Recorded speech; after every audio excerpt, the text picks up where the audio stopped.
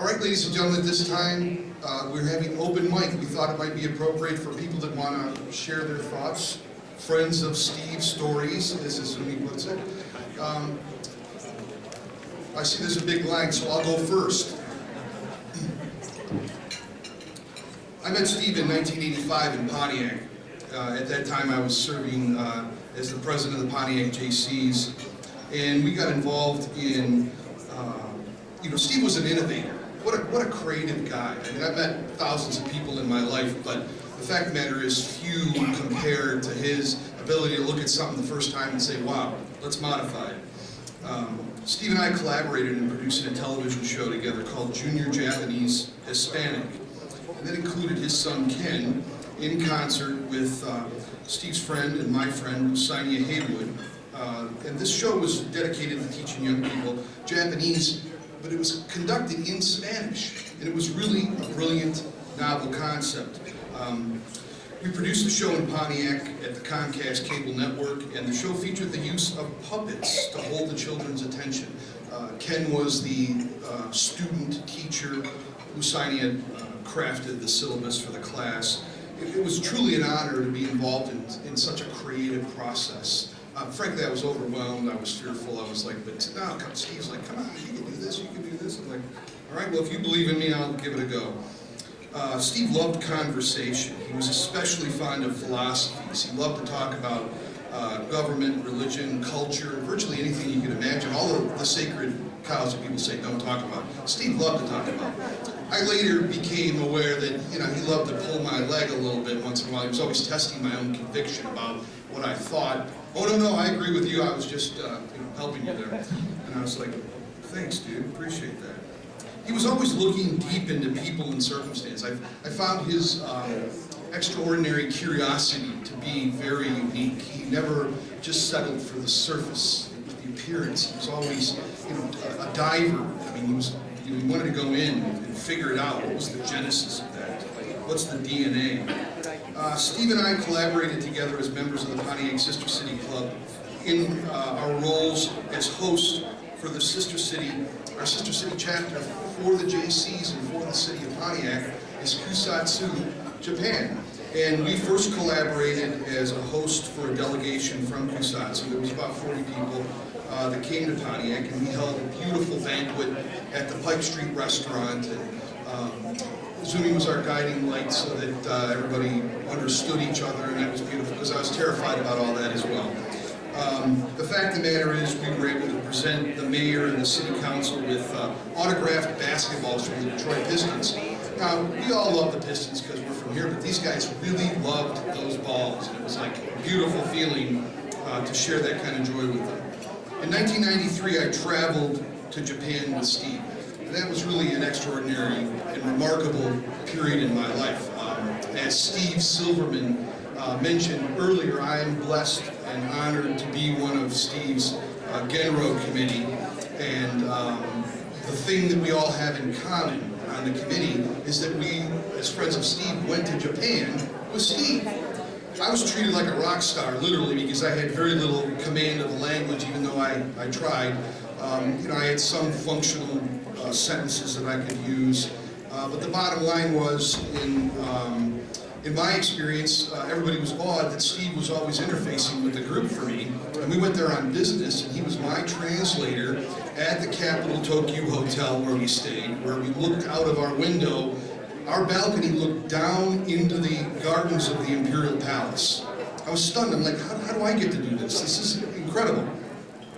Steve, shucked it off like he did a lot of things. Oh, well, just luck. Yeah, right. He arranged it all. Steve took me down to the bullet train down to Kyoto, and his friend owned a house where there was a restaurant, and we sat at the bar, and I tried to keep up, taking it all in. The gentleman put a box of rock salt in front of me and thought he knew what I wanted, and I smiled, and I said, Steve, I'm not going to eat that. And he said, oh, don't worry about it. Whatever you don't eat, I'll eat. And then seemingly the chef was a little bit flummoxed that he hadn't sized me up the way he thought he had. And but then he started to bring out the Kobe beef. And that really was a spark of joy for me, being a Midwesterner, you know, with a father that owned a catering business. Steak is a very appealing thing. We further went over to Kusatsu and visited my sister city friends. We actually got to see the Sleeping Lady. We got to see Mount Fuji in broad daylight, which I've come to understand is really a blessing, because lots of people zoom by there and don't see anything but a bunch of clouds. Oh, it's there, it's there. So I got to actually see that. I went to a temple that I marveled at, and Steve explained to me that that temple had been there 1,200 years. And it's the people that love that temple who took it apart every 200 years and put it back together, just to be sure. And I contemplated that, you know, America has been in existence. At the time I went with Steve, it was a little bit more than 200 years, and here it is. This temple's been there 1,200. Well, I'm gonna stop here, because I wrote so much stuff it'll take forever. Does anybody else like to say something, please?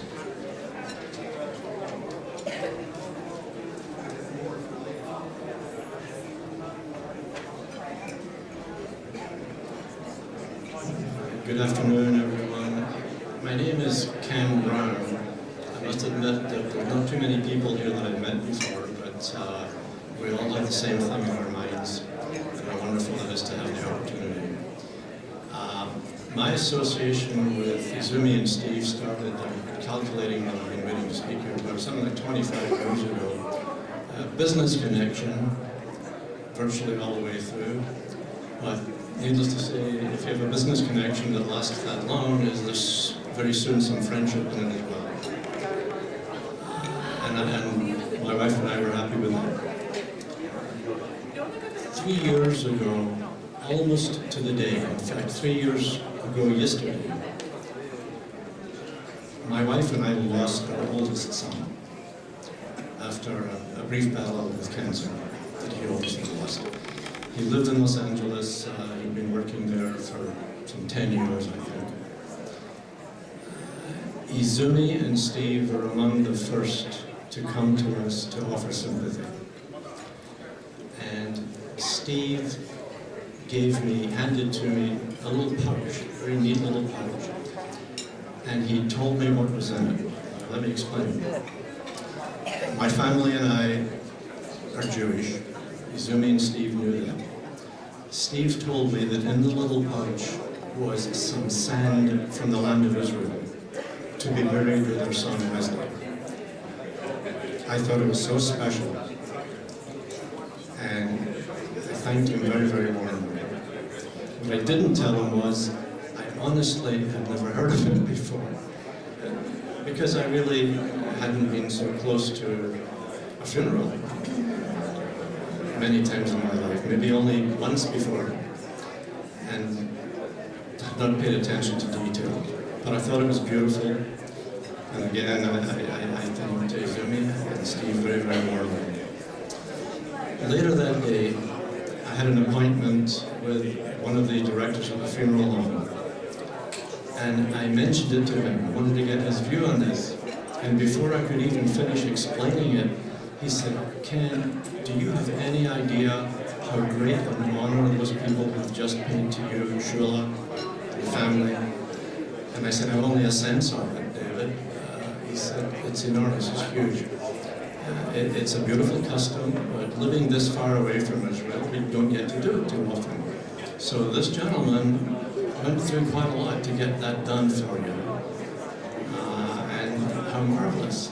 And I thought, I should have known that without even checking. It's Steve. Steve would have researched it so thoroughly and with such integrity, and then pursued what he had to pursue to get it for us. And I will tell you, absolute candor, my wife Shula and I will never, ever forget. Once in a while, we'll still talk about it. And of course, when this event came up, that was the first thing that came into our minds. I must try to repay the trip. And Izumi said, "Thank you for squeezing me in somewhat at the last minute so that I could repay the honor to you and posthumously to Steve for the great honor of Vintage like that."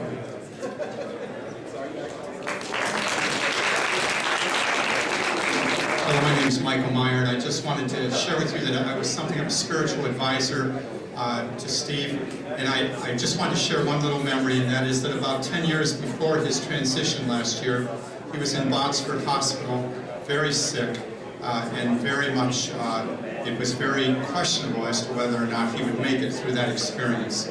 I remember standing there with him, and he was very open-minded to all of the different philosophies and religions, and yet he asked me to say a little prayer for him, and I did. And I always felt that his last 10 years were something of a miracle after seeing how he was at Botsford Hospital. And so I just wanted to take a moment. This gentleman has told me the music people are coming back, but I personally wanted to come here today and tell you how much I miss his smile, and I miss always his inquisitive remarks and questions. May he rest in peace. We have several other open mic sections throughout the afternoon and evening, ladies and gentlemen, so there'll be more chances. Oh, we do need to do this right now? Very fine. I've been told by the musical director we got to move forward, so after this, this one.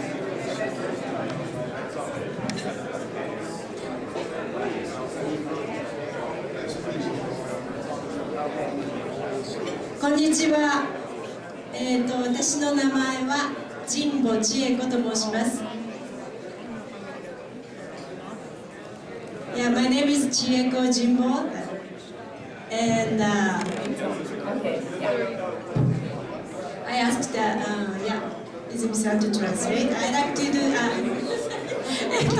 日本語で挨拶をさせていただきたいと思います。I'm going to speak in Japanese and have Izumi interpret. スティーブにいろんなところで、私の人生の中でいろんなところで助けていただきました。Steve helped me in various occasions in my life. スティーブから私が学んだこと、一つ。I learned many things from Steve. I will share it with you. One. どうしても、常に前向きに生きること。Be positive all the time. そしてどうしてもことがうまく運ばないときは肩をすくめて潔く諦め、人のせいにしないこと。And if things don't go well, just shrug your shoulders and just give up and don't blame others. それから一番大切なこと、人を助けることを厭わないこと。And the most important thing, never hesitate to help people. 設立時に大変スティーブに助けていただいた NPO 雫の会というのがあります。There is an organization called MPO 雫の会 or the meeting of drops that Steve helped us to establish. 今年、ミシガンホープと名付けるプロジェクトを立ち上げました。And this year we are doing a project called Michigan Hope. 先の震災で、福島の子どもたち、昨日のニュースによりますと、3万8000人の18歳以下の子どもたち、その中に甲状腺のがんがやっぱり見つかっております。And there are 38,000 children who suffered from the Fukushima atomic the power plant accident. 甲状腺のがんっていうのは普通は100万人に1人と言われている大変稀な病気です。Many children have got the cancer of thyroid, and usually thyroid cancer happens 1 out of 1 million people. その子どもたちを、ミシガンに、25人ほど2週間、呼び寄せてこの豊かな自然を体験してもらおうというプロジェクトです。And this project is to invite 25 children who are suffering from such cancer and be in the nature and enjoy their life here for 2 weeks. まだ立ち上げたばかりで、活動資金も何もないんですが、今日パンフレットを用意させていただきました。お帰りの時にもし興味のある方、ピックアップして読んでいただければと思います。And we have just started this project and we don't have enough funds right now. But we have prepared pamphlets. And when you read, if you can pick up a copy of pamphlet, I really appreciate it. Thank you, Izumi-san, for the opportunity to speak. Thank you very much.